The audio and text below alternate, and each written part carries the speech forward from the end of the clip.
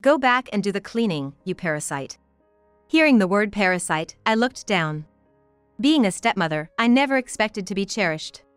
But I never imagined being thought of in such a way. It was shocking and also unexpected. Tom. You must think your life is secure as long as your father's company exists. That's why you're still not settling into a steady job, just drifting around. I understand this. But you don't understand anything. Maybe it's time I opened your eyes. I lifted my face. And then, I showed a smile. Let's embark on a journey to discover the truth. My name is Kelly West. I'm a 53-year-old housewife.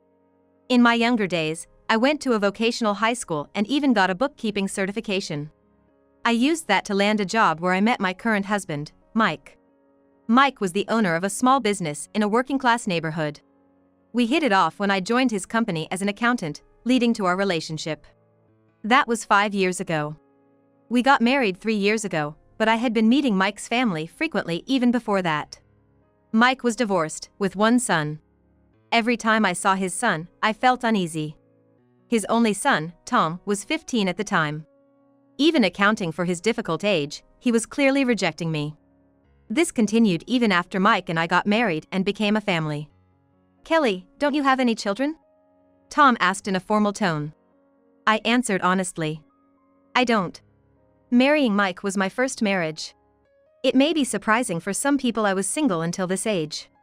Huh. Tom seemed disinterested, even though he had asked the question. I had my share of arrogance when I was younger. The confidence that I could live on my own. I dated a few people out of curiosity, but I never ended up marrying anyone. I was proud of my skills and, in terms of income, I was making more than most men. I was respected for my ability at work, and just mentioning the company I worked for made everyone envious. I thought that life would continue forever. But the downfall came suddenly. In my late 30s, I fell seriously ill and had to quit the job I was at. What a waste. It seemed like Tom genuinely felt that way. After graduating high school, he hasn't settled into a full-time job and has been earning through part-time work.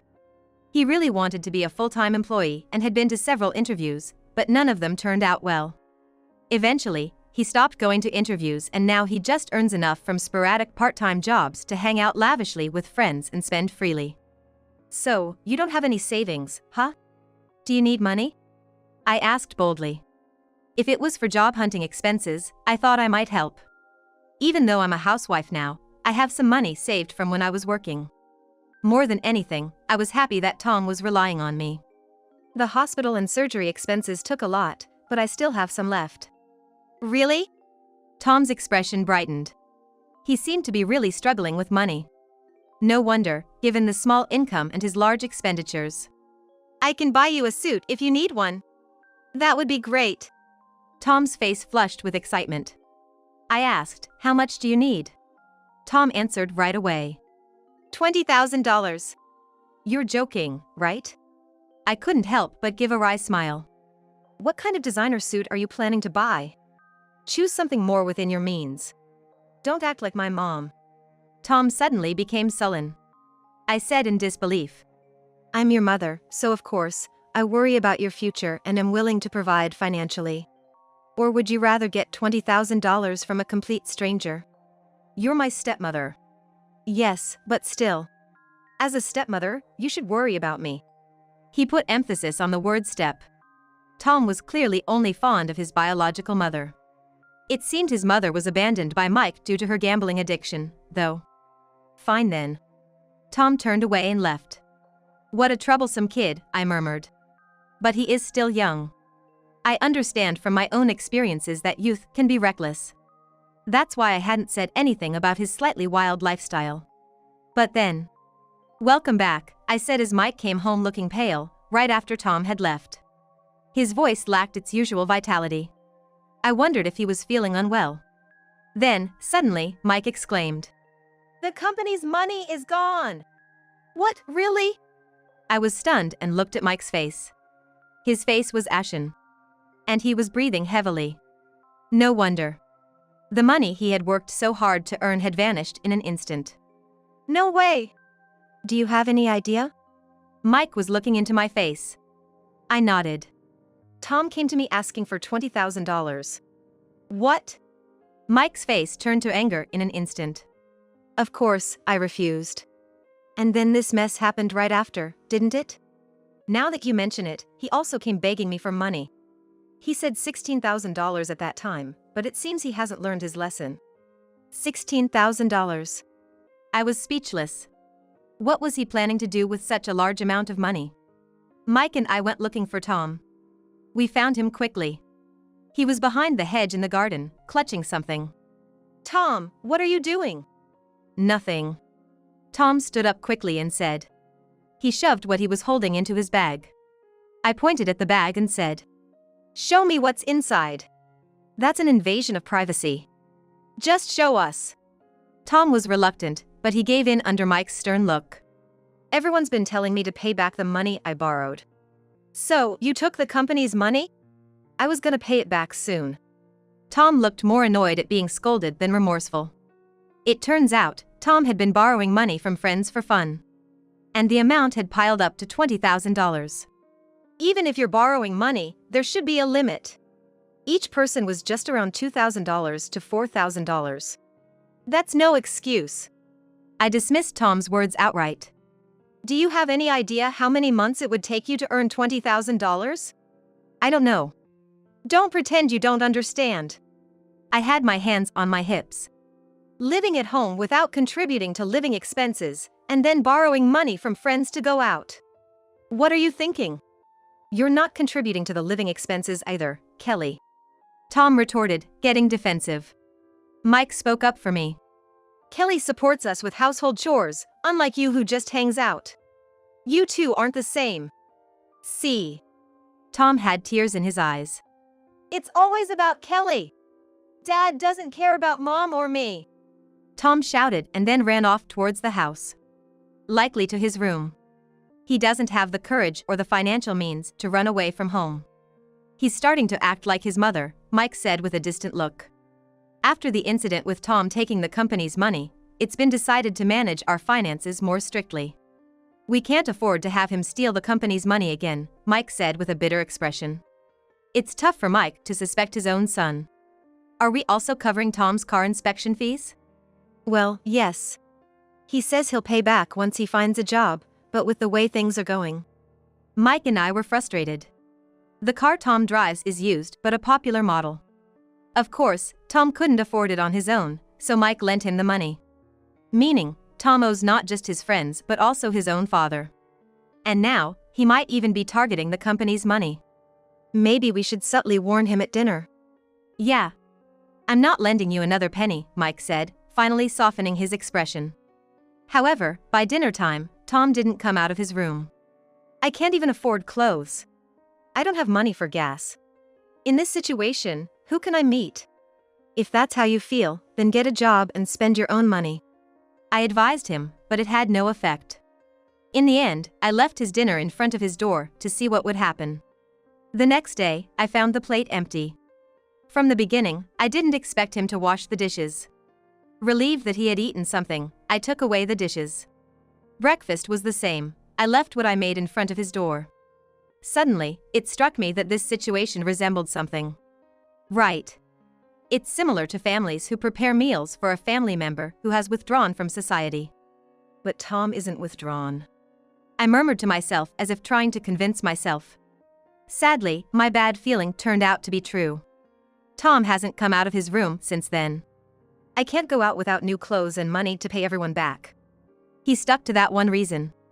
I received several calls from his friends. So, he's sick, huh?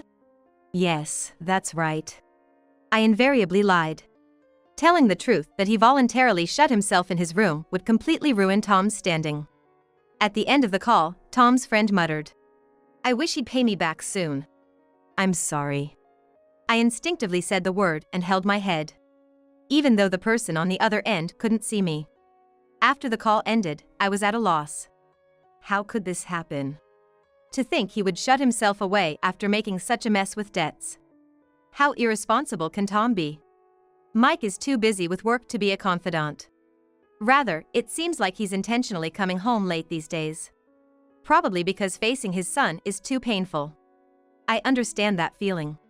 But Tom is Mike's blood-related son. As a stepmother, my words don't reach Tom. Tom, please, come out. If you'll pay off my debts, then I'll come out.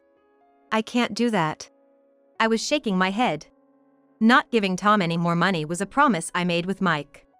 However, once he realizes I won't pay, Tom stops responding again. Tom. My voice was tinged with desperation. What's it like inside his room right now? It hasn't been cleaned, and from what I can see from outside, the windows are all shut tight. It's an extremely unhealthy situation.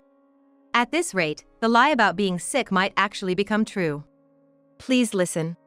Actually, a junior from my previous company, who's moved nearby by chance, said they might hire me for a part-time job through their recommendation. Another part-time job. I'll forever be stuck in part-time jobs, never becoming a full-time employee. Tom groaned. His voice sounded frustrated. Still, the fact that he responded means he's at least listening to me. Holding on to some hope, I continued. Even if it starts with a part-time job, you could become a full-time employee based on your work. So, won't you at least go for the interview? But I don't have any clothes to wear. I've taken care of the suit, it's at the cleaners. No need to worry, I said, waiting for Tom to come out of his room. There was a long silence. Or perhaps it only felt long to me, and it wasn't actually that much time. Either way, for me, that silence was unbearable. Eventually, Tom said in a small voice. If that's the case, are you going to go to the interview? Yeah. Tom's voice lacked conviction, but I was relieved. I let out a breath of relief. Then, I'll contact them right away. I eagerly reached for my smartphone. But I was too optimistic. On the day of the interview, Tom didn't come out of his room. I don't like my hairstyle. I need to get a haircut first. Tom! I felt despair. There were people who had arranged this interview opportunity for him. I couldn't understand how Tom could betray them and act as if it was nothing. After he skipped the interview, I started keeping my distance from Tom. I prepared his meals. But that was it. I didn't talk to him or hold any expectations. Tom seems to plan on continuing to live shut away. Maybe he's expecting me or Mike to give in and pay off his debts for him. But that was out of the question. Tom's debts were excessively high, no matter how you looked at it. The demands from his friends became more blatant. Let Tom out! How long does he plan to keep borrowing money? I'm sorry, he's sick? That's a lie, right? He's just running away because he can't pay back the money. Finally, one of them became so angry that he came to our house. Surprisingly, Tom came out at that time. He had gotten his hair cut at some point. His hairstyle was neat, no different from before he shut himself away. And then, Tom said with a face that looked as if he had been through a lot. Sorry. I've been having a hard time working since I got sick. It's understandable that you're angry. His demure attitude was unexpected, considering his usual contrariness. Seeing this, his friend's anger was successfully quelled. In fact, he seemed genuinely sympathetic towards Tom. Let me know when you're better. If you need a job, I can ask around my contacts for you. Thank you. Tom smiled like a good Samaritan. I thought this promise would surely be broken too. But this time, he went to the interview without any issues and got the job. I think I can pay off my debts now. There were no more words than that. There was no apology for the time he had shut himself away. Tom acted as if nothing had happened. Mike seemed relieved that his son had stopped being reclusive. Well, now that he's got a job, that's a relief, isn't it? Yes. I wasn't fully convinced, but there was nothing I could do. After that, Tom started working at the job his friend had referred him to. This new job is comfortable. Is that so? He began eating meals at the table like normal, appearing unusually cheerful.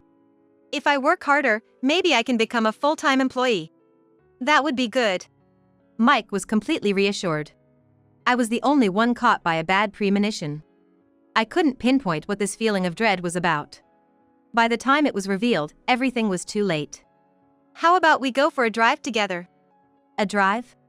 I couldn't believe Tom would suggest such a thing. It seemed suspicious to me. But before I could voice my doubts, Tom said, Do you remember the job referral you mentioned before? Yes. I skipped out on that promise. So, I thought maybe you were mad at me. I blinked. Tom seemed to want to make amends with me. It was unthinkable. But I got carried away. It's not like that at all. Really?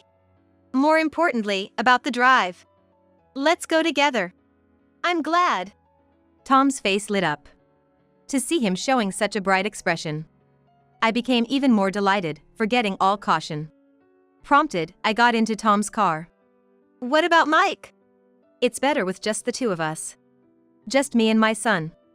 I suddenly felt nervous. What should we talk about? I looked down, pondering. Tom drove in silence. Occasionally, I could hear him humming. He seemed to be in a good mood as usual. How far are we going? It's a secret. Tom smiled mischievously. Drawn by his smile, I found myself smiling too. We're getting on the highway. We're going quite far then. Using the highway, I wondered how far Tom was planning to go.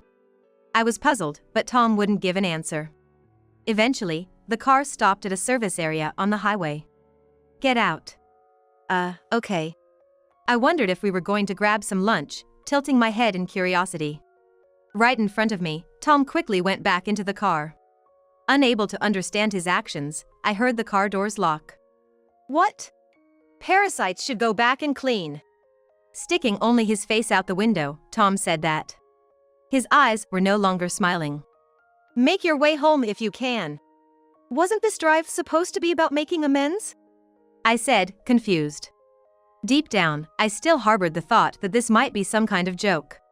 But Tom, with a cold voice, said, Idiot. Who would reconcile with someone like you?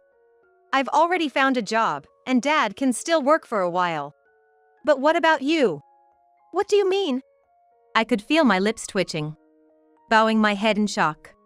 Even though you joined us as an accountant, you've been living a parasite life as a housewife since getting married.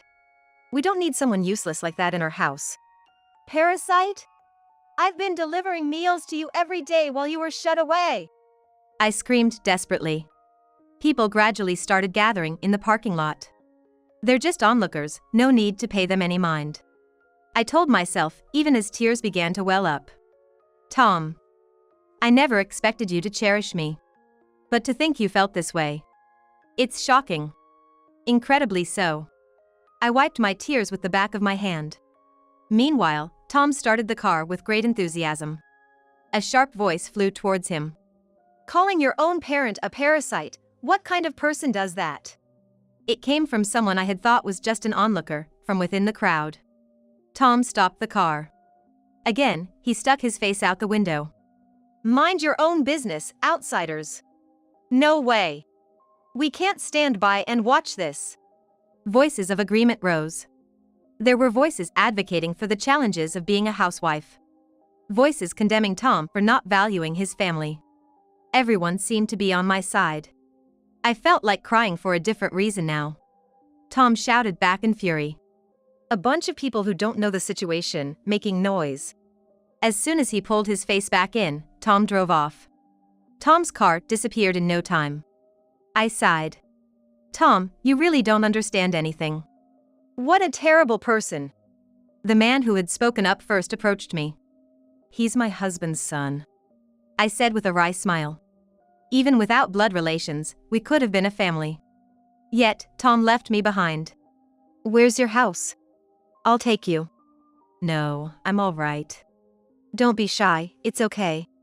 He insisted with a friendly smile. And I found myself nodding. Okay, let's go. Yes. I got into the back seat and the car started moving. The man was a better driver than Tom. His driving was as smooth as a taxi driver's. In the midst of this comfortable journey, I wondered why. Why are strangers so kind, yet? Is that the house right there? Yes, that's the house, I answered, feeling a pang in my heart. Tom is there. Tom will probably try to drive me away again. In that case, I should. Parasites should go back and clean. Those words suddenly came back to me. I lifted my face. Right.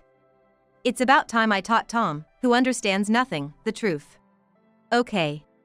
I'll make sure it's clean, I muttered as I got out of the man's car. When I got home, Mike was waiting. Unaware of the situation, Mike asked, "Where have you been?" "Just out shopping," I said. My tone was almost sing-song. "You didn't buy anything." "I'm about to buy something."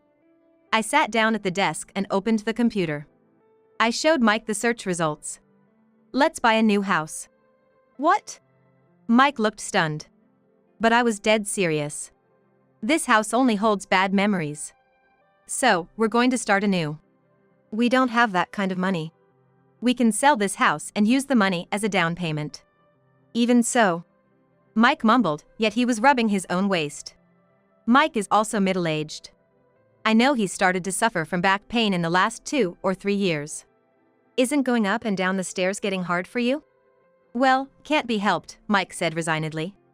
I smiled. "This house is a single story. It seems to have fewer steps." "That would be a relief, but..." Considering his back, it must be an appealing proposition for Mike. "What about Tom?" "He can probably live on his own by now," I said. I had no intention of taking Tom to the new house. "I heard he's got a girlfriend at work." "Really?" Mike seemed surprised, but it was true. I heard it from one of Tom's friends. That friend wished Tom would pay back his debts before getting a girlfriend, though. It's not cool for a young man with a girlfriend to still live at home. That's true. Mike nodded in agreement. That settled it. The next day, we went to see the house. As expected, it was easy to live in, and Mike seemed deeply moved. "Living here, just the two of us. Think about it, we've never had time just for the two of us, have we? Now we can spend time together, just us." "That sounds good." Mike smiled happily. Even after deciding to sell the house, we hadn't told Tom anything. "You haven't been saying unnecessary things to Dad, have you?" "What do you mean?" Tom was concerned about the incident where he left me behind. Not out of guilt. He was afraid of being ratted out to his father. Once he knew I hadn't said anything, Tom started ignoring me again, just like before. Let him do as he likes. I no longer cared. Tom would be the one panicking later. "Tom." Startled by Mike's call, Tom turned around. "What, Dad?" "You have a girlfriend, right? What's she like?" "Huh?" Tom was surprised by Mike's question. "How do you know about that?" "It doesn't matter. More importantly, what's going on with you two? Thinking about marriage?" Mike's questions were straight to the point. Tom frowned. "We're both young, we don't know about that yet." "Then it's perfect. Why don't you move out and try living with her?" "Wait a minute." Tom clearly became displeased. Being asked about his relationship status was annoying enough, let alone being told to move out. "Dad, cut it out." "Oh, it's a good opportunity. Why not check if she'll become a parasite?" I said while chopping vegetables in the kitchen. In a tone as if it was just casual conversation. "Parasite?" The word caught Mike's attention. "Who said that?" "Well, it was Tom, wasn't it?" I said nonchalantly. Tom screamed. "Wait! That story is..." "Actually, I haven't told Mike yet." At my words, Mike's voice dropped. "What are you talking about?" This was perfect. Ignoring Tom's pleading, I began to speak. "The other day, we went out for a drive together." "Kelly and Tom?" Mike looked surprised. Tom's expression was frozen. I had refrained from mentioning Tom's misdeeds until now. Revealing everything was most effective at this moment. That moment was now. At a service area, Tom left me behind. He said, "Parasites should go back and clean. If you can make it back home," he added. "Tom! What the hell?" Mike was furious. Not just his face, but his ears turned red as he glared at Tom. "You don't understand anything." "Dad!" "But..." Silence. "Listen, Kelly has been supporting us. Without her, the company would have collapsed long ago." For a moment, a look of fear crossed Mike's face. Tom looked at Mike incredulously. "What do you mean, Dad?" "Our company has debts. Kelly has been managing and applying for various procedures to keep the company afloat." "Don't lie!" "Debts, that's..." Tom was desperate. He couldn't bear the thought of me being useful to the family. Then stop the move and use that money to revive the company. The company will end with me anyway. Might as well sell it off and end it. With me here. Tom's eyes widened. Dad, I'll take over the company. I'll repay the debts. Let's keep living in this house like before. That's not possible. Mike shook his head with a genuinely regretful expression. Kelly is not just my wife, she's the company's benefactor. I can't keep you in the house after you've insulted her. Dad. Despair filled Tom's eyes. Mike looked out the window and sighed. His gaze was distant, already thinking about life in the new home. Fortunately, the debt will be paid off soon. Then the company is finished. How are we going to make a living? I'll have to work hard at a home-based job, I said matter-of-factly. In times like these, having qualifications is an advantage. Plus, I have experience and a track record from my active career. When I tentatively checked out home-based job sites, it was like everyone wanted me. I can drive, so I'm thinking of finding a job that utilizes that. I'm getting old, and I'm sick of physical labor. Don't be so pessimistic. Tom was at a loss. To him, Mike said coldly. That's why there's no place for you in this house anymore. I was thinking of letting you stay until we found a place to move, but that's not going to work. Get out of here, now. That's harsh. Tom let out a pathetic voice. I didn't know, Dad. I didn't realize Kelly was playing such an important role. Then, will you apologize to Kelly now? That's... Tom glanced at me. His face was looking like he might cry at any moment. Yet, he shook his head. Impossible. I thought so. Mike said with a knowing look. But you, thinking a housewife is a parasite, that's a terrible way to think. Housework isn't as easy as you think. Dad, you're always on Kelly's side. Tom sulked. Mike frowned. It's not about whose side I'm on. I'm worried about your way of thinking, and there's no exaggeration about housework. I'm just stating the facts. But I'm happy, I said, looking at Mike. I can't believe Mike understood housewives that much. My first wife couldn't do anything around the house. That's why Kelly's seriousness surprised me. I'm grateful, Mike said, laughing. I was also smiling. Only Tom stood frozen, tears in his eyes. What should I do from now on? Figure it out yourself, I said with a slightly stern tone. Even though it's just a formality, I'm his mother after all. I raised my voice to help him grow. For now, you should stay at her place. But be careful. One wrong step, and you'll become a real parasite. Ugh.